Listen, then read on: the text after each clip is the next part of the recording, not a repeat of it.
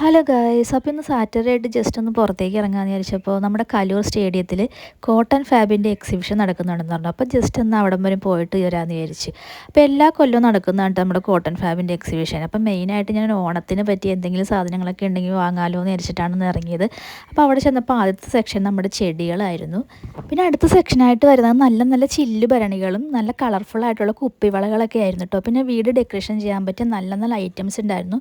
പിന്നെ കിച്ചൺസിലേക്ക് ആവശ്യമായിട്ടുള്ള ചെറിയ ചെറിയ ഐറ്റംസ് ഒക്കെ ഉണ്ടായിരുന്നു കേട്ടോ. പിന്നെ അടുത്തായിട്ട് കണ്ടത് 10% വിലക്കുറവിൽ ബുക്സ് ആയിരുന്നു. അപ്പോൾ വായനാശീലമുള്ളവർക്കൊക്കെ ബുക്സൊക്കെ വാങ്ങാം കേട്ടോ. അപ്പോൾ ഞാൻ മെയിനായിട്ട് നോക്കിയത് നമ്മുടെ ഇപ്രാവശ്യത്തെ ട്രെൻഡിങ് ആയിട്ടുള്ള മൽക്കോട്ടൺ സാരീസൊക്കെ ഉണ്ടോയെന്നാണ്.